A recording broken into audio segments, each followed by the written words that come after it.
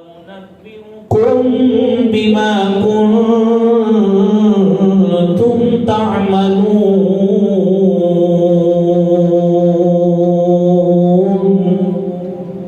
اگر والدین میں سے کوئی ایک آپ کو علم نہیں ہے، وہ شرک کی طرف گامزن کرتے ہیں، لا تطعهما، ان کی اس معاملے میں اطاعت نہیں کرتے، لیکن وصاحبهما فی الدنیا معروفا، دنیا کے معاملات میں ان کے ساتھ اچھا سلوک کرتے رہنا ہے کہ وہ آپ کے والدین ہیں، لیکن آپ نے وہی رستہ اختیار کرنا ہے، وَاتَّبِعْ سَبِيلَ مَنْ أَنَابَ إِلَيَّ، جو رستہ میری طرف لے کے آتا ہے، میری طرف رجوع کرواتا ہے، اس راستے کی طرف رہتا ہے۔ میرے بھائیو، ابراہیم علیہ السلام کی صفت قرآن کریم میں اللہ رب العالمین نے بیان کی ہے، ان ابراہیم لحلیم اواہ منیب۔ ابراہیم علیہ السلام کا حلم، آپ کی بردباری کہ ساری امت آپ کو ایک طرف آگ میں ڈالنے کے لیے تیار تھی، ڈال بھی دیا، تو کیا ابراہیم علیہ السلام نے ان کی خیر خواہی، جو جہنم کی آگ سے بچانے والا ایک نبی کا خصوصی مشن ہوتا ہے، ابراہیم نے اپنی اذیتیں ایک طرف رکھ کر پھر بھی ان کو اس طرف ہی دعوت دی کہ پھر بھی اس رب کی طرف آ جاؤ، اپنی ذات کی تکلیف کو مد نظر نہیں رکھا۔ اگر رکھا ہے تو اللہ کے دین کو رکھا ہے، اس کی توحید کو رکھا ہے۔ اور پھر یہ صفات ابراہیم علیہ السلام کی، ان کو میرے بھائیوں اپنی زندگی میں اپنے اپنے طور پر ہمیں بھی اپنانا چاہیے، تاکہ وہ مصلح کا کردار، اصلاح کرنے والے کا ہمارے اندر بھی آنا چاہیے۔ آپ نے اولاد کی تربیت بھی کی، اور اولاد کی تربیت میں ابراہیم علیہ السلام کی فکر مندی دیکھی، بڑھاپے کا عالم ہے۔ اور ہمارے یہاں آپ دیکھیے کہ ہماری جو امت کی ایوریج عمر ہے وہ 60 سے 70 سال ہے، اور اگر ہمارے معاشرے میں کسی بچی کی شادی ہو 20 سے 25 سال کی عمر میں، 2-3 سال اولاد نہ ہو، تو معاشرہ ان کو کس نظر سے دیکھتا ہے آپ سب کو علم ہے۔ ابراہیم علیہ السلام ایک طرف تو اس معاملے میں صابر بھی رہے کہ میرا رب ضرور رحمت کر ہی دے گا، پھر اللہ رب العالمین نے جب اولاد کی خوشخبری کے لیے فرشتوں کو بھیجا، جو ایک طرف حضرت لوط کی قوم کو تباہ کرنے کے لیے آئے، دوسری طرف قرآن کہتا ہے فَبَشَّرْنَاهُ بِغُلَامٍ حَلِيمٍ، ہم نے ابراہیم کو ایک حلیم اور بردبار بچے کی خوشخبری بھی دی۔ اسی ابراہیم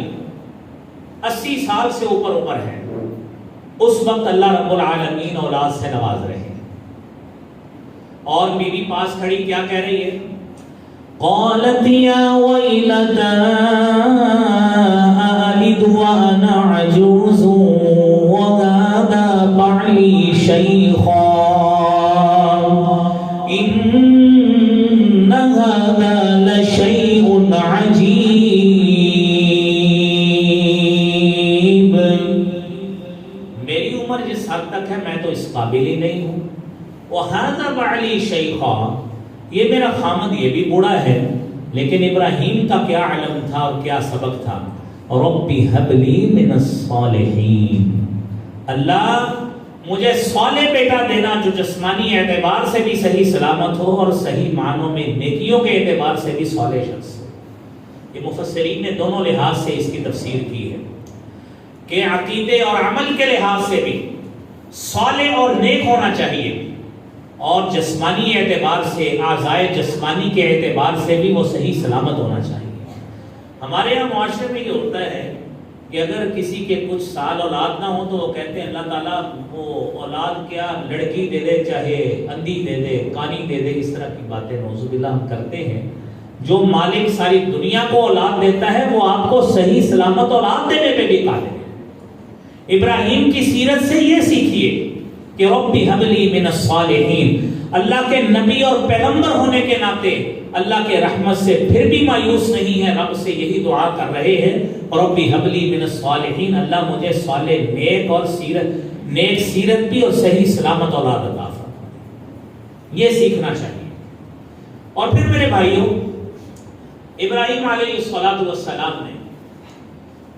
اولاد کے لیے، اپنے وطن کے لیے امن کی، وطن شہر جس میں موجود تھے، دعا بھی کی، اولاد کو ساتھ شامل کیا۔ اور یہ سچی بات ہے، اس میں آج باپ اگر مسجد میں آتا ہے نا، اس کو کوشش کرنی چاہیے اولاد کو ساتھ لے کر آئے، نیکی میں ساتھ شامل کرے۔ ابراہیم کی سیرت سے یہ سبق ملتا ہے۔ ابراہیم نے خانہ کعبہ کی تعمیر کی، اکیلے ہی نہیں کر لی، ساتھ اپنے بیٹے کو ساتھ میں لایا ہے، اور قرآن کریم نے اس کی ساتھ گواہی بھی دی ہے، اور جو دعائیں وہاں پہ ساتھ کی وہ بھی قرآن کریم میں تذکرہ بھی کیا۔ وَإِذْ يَرْفَعُ إِبْرَاهِيمُ الْقَوَاعِدَ مِنَ الْبَيْتِ وَإِسْمَاعِيلُ رَبَّنَا تَقَبَّلْ مِنَّا إِنَّكَ أَنْتَ السَّمِيعُ الْعَلِيمُ۔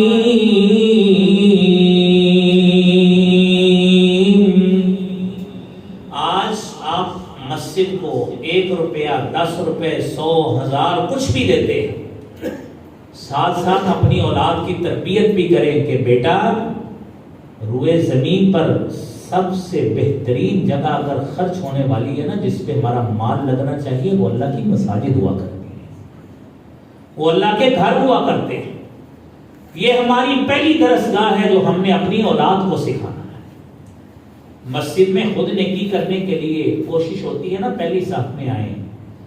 اپنی اولاد کے لیے بھی یہی جذبہ رکھیں، اس اولاد کو ہم نے ہی نمازی بنانا ہے، ہمارے جانے کے بعد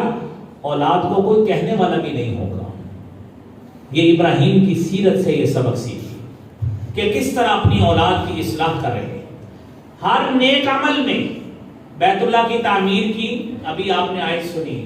وَإِذْ يَرْفَعُ إِبْرَاهِيمُ الْقَوَاعِدَ مِنَ الْبَيْتِ، ابراہیم اس کی بنیادیں تعمیر کر رہے تھے، ساتھ اسماعیل بھی ساتھ شامل تھے، اور ساتھ اللہ سے دعا کر رہے تھے، ربنا تقبل منا، اللہ میری اکیلے کی محنت نہیں، ہم دونوں سے اس محنت کو قبول فرما۔ ساتھ یہ باپ کی ذمہ داری ہے، ماں کی ذمہ داری ہے کہ اپنی اولاد کی اس لحاظ سے اصلاح کرے، اور ساتھ ساتھ میرے بھائیوں، اولاد کی تربیت، اس میں سب سے بڑا عنصر ان کے عقیدے کے حوالے سے، کہ بچے نے دنیا میں پھرنا ہے، کل کلا معاشرے میں جائے گا، کالج یونیورسٹی میں مختلف اداروں میں پڑھے گا، دکان پہ ملازمت کرے گا، طرح طرح کے لوگ ملیں گے، عقیدے کی اصلاح اتنی پختگی سے کی ہوئی ہونی چاہیے کہ بڑے سے بڑا کوئی شخص اس کو غلط دعوت بھی دے تو بچے کا عقیدہ کسی صورت بھی ڈگمگائے نہیں۔ ابراہیم نے یہ سکھایا، وَإِذْ قَالَ إِبْرَاهِيمُ رَبِّ اجْعَلْ هَذَا الْبَلَدَ آمِنًا وَاجْنُبْنِي وَبَنِيَّ أَن نَّعْبُدَ الْأَصْنَامَ۔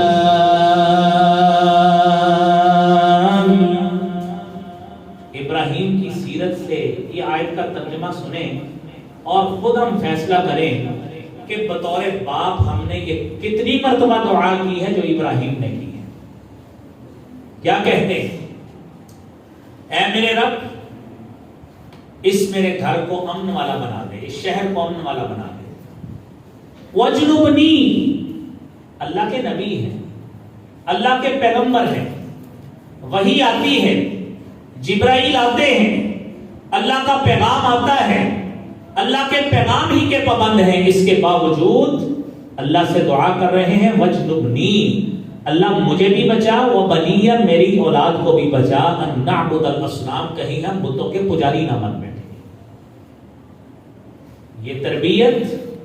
یہ اولاد کی تربیت کرنا، یہ ہم والدین کے لیے ضروری ہے کہ صرف ابراہیم علیہ السلام کی یاد میں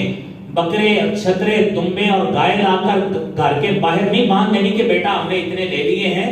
یہ واقعات ساتھ بچوں کو سنائیں تاکہ بچوں کی اصلاح ہو کہ ابراہیم کا یہ عقیدہ تھا۔ جس ابراہیم کی سنت کو یاد کرتے ہوئے ہم لاکھوں کی قربانیاں پیش کر رہے ہیں، اس ابراہیم کا عقیدہ یہ تھا اور اس ابراہیم کا نظریہ یہ تھا، اس نے اپنی اولاد کے لیے یہ دعا کی تھی، بطور باپ ہماری بھی یہ ذمہ داری ہے اپنے اولادوں کے لیے دعا کریں۔ صرف دعا ہی نہیں، بچے کو کھینچ کر مسجد میں بھی ساتھ لے کر آئے، صرف اس کو پکڑے ان کو چارہ ڈالنے کے لیے یا گھمانے کے لیے نہیں بچوں کو پیدا کیا یا پالا، ان کے لیے یہ باقی کام بھی ہم والدین کی ذمہ داری ہے۔ اور پھر آپ دیکھیے اولاد کو دین پر استقامت اختیار کرنے کی وصیت بھی کر رہے ہیں۔